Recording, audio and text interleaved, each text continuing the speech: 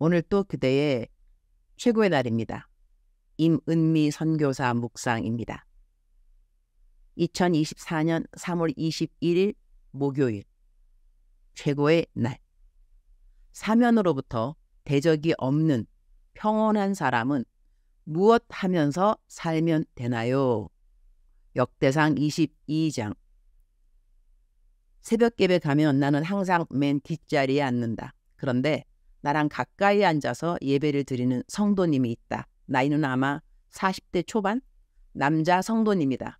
겨울 모자를 쓰고 온다. 좀 오래되어 보인다. 집에 전기가 없는지 항상 교회 뒷자리에 있는 전기 소켓에 자기 핸드폰 충전을 한다. 스마트폰이 아니고 아주 조그마한 핸드폰이다. 내 가까이 있으니 이 성도님이 나에게는 가장 잘 보인다. 기도할 때는 항상 무릎을 꿇고 한다. 이 성도님 때문에 나는 다른 성도님들도 무릎 꿇고 기도하나 살펴보게 되었다. 모세 사모님인 룻도 보니 무릎을 꿇고 기도를 한다. 무릎 꿇고 기도하는 성도님들은 다 푹신한 쿠션을 준비해 주었다. 무릎 아래 쿠션을 깔고 기도하는 모습을 보니 마음이 편안했다. 내 가장 가까이 있는 성도님은 내가 조금 더 챙겨주게 된다. 내 눈에 가장 잘 보이기 때문인 것 같다. 어떤 날은 땅콩 갖다 주고 어떤 날은 우리 남편 잘 안 쓰는 겨울 모자도 갖다 주었다. 내가 그 성도님을 그렇게 조금은 더 챙겨주면서 생각난 성경의 한 구절이 있다. 하나님을 가까이 하라. 그리하면 너희를 가까이 하시리라. 야고보서 4장 8절 말씀. 하나님을 가까이 하면 이것저것 하나님이 챙겨주시는 것이 더 많을 수 있고 그 빈번수 역시 많을 수 있겠구나 하는 삶의 접목을 나에게서 가장 가까이 앉아서 예배를 드리는 그 성도님의 모습을 보면서 해볼 수 있었다.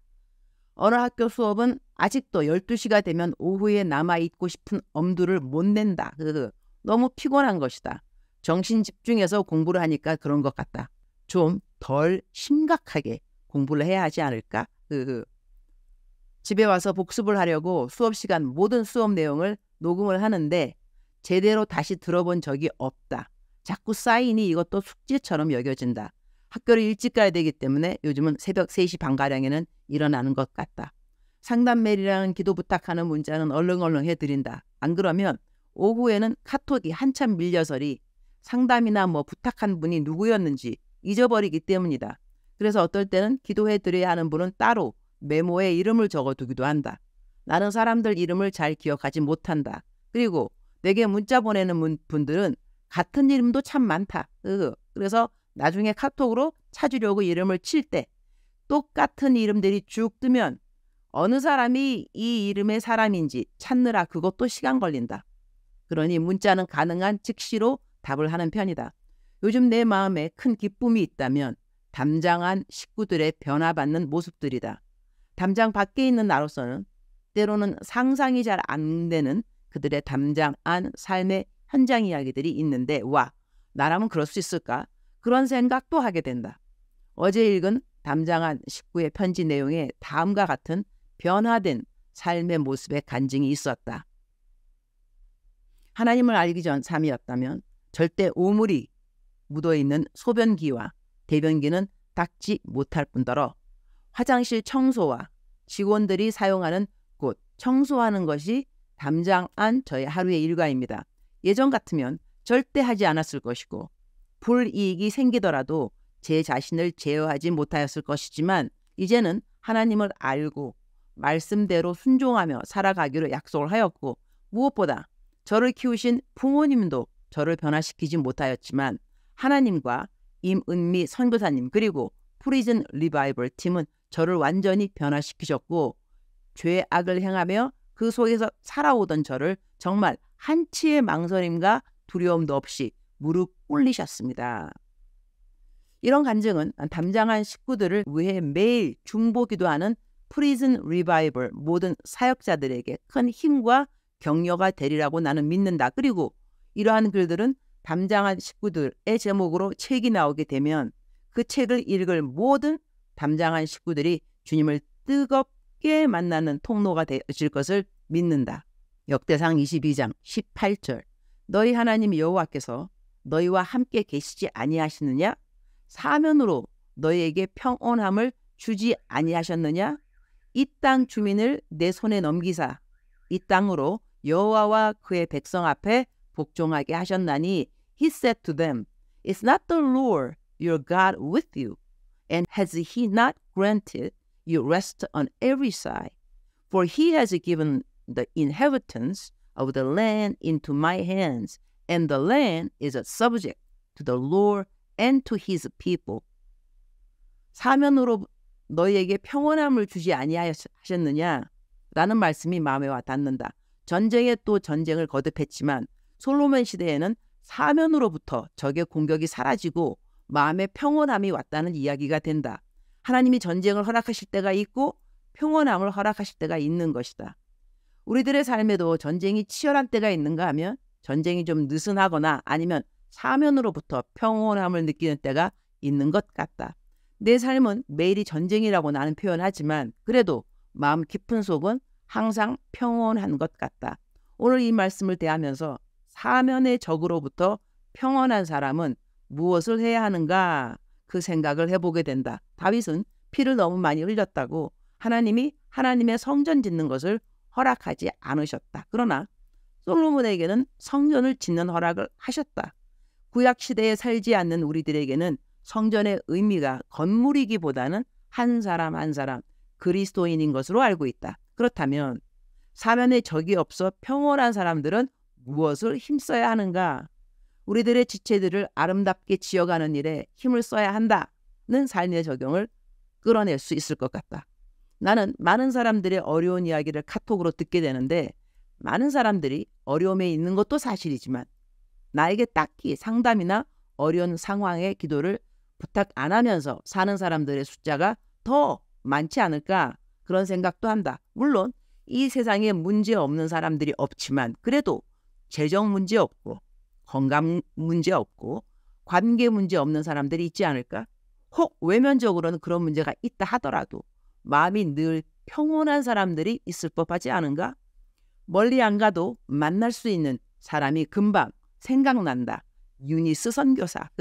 한국 이름은 임은미 선교사라고 하는데 사실 나는 사면으로부터의 문제가 거의 없는 사람인 것 같다. 나 돈 걱정 안 하고 사는 사람 아닌가? 돈을 어떻게 하면 모을까? 그런 생각하는 사람이 아니고 어떻게 하면 나에게 있는 돈을 하나님이 기뻐하시는 곳에 잘 사용할까?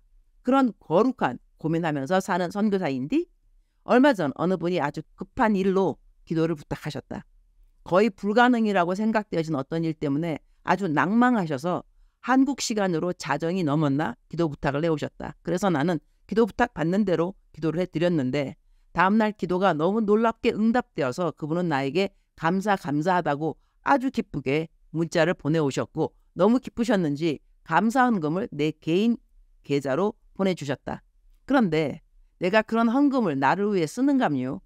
그것을 그분이 아셨는지 문자가 오기를 선교사님은 도대체 선교사님 자신을 위해 사용하는 것이 없으시네요 라고 문자가 왔다.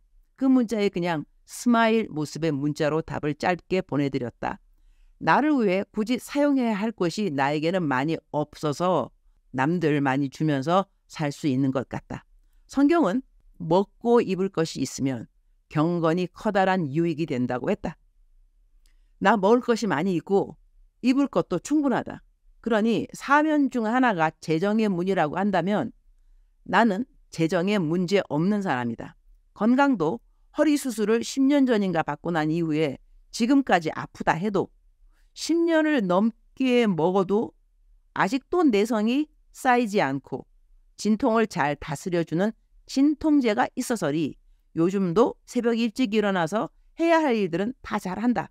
그러니 사면 중 하나가 건강이라고 한다면 나는 건강에도 문제가 없는 사람이다. 관계? 나를 미워하는 사람이 있을 수 있겠으나 나에게 나 밉다고 말하는 사람은 없다. 나도 마음의 원수처럼 생각하고 용서하지 못하겠다는 이야기를 해야 할 사람은 내 삶에 없다. 내가 더 사랑해 줘야 할 사람들이 많은 것은 사실이다. 그러니 사면 중 하나가 관계라고 한다면 나는 관계에도 문제가 없는 사람이다.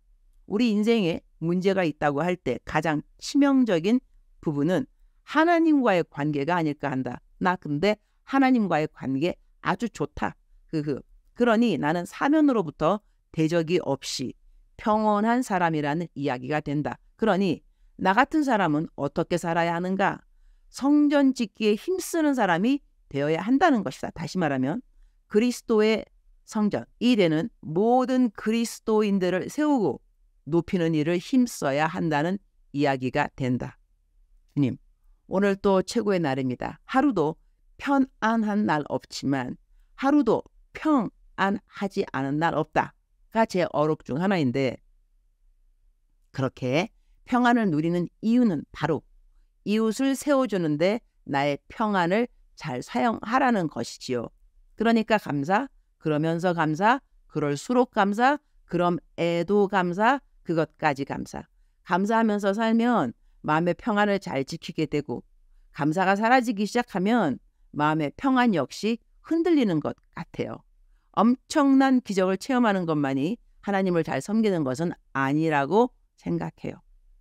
평범한 가운데서 하나님이 하라는 거 하고, 하지 말라고 하는 것 하지 말고, 가라는 곳 가고, 가지 말라고 하면 가지 말고, 마시라고 하는 것 마시고, 마시지 말라고 하면 마시지 말고, 돈 내라고 하면 돈 내고, 돈 내지 않아도 된다고 하면 안 내도 되고, 하나님 잘 믿는다는 것이 어려운 것이 아니라고 생각해요.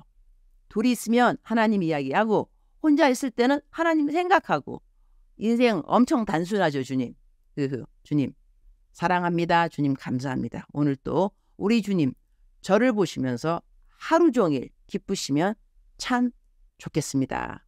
외울 말씀 이사야 26장 3절 말씀.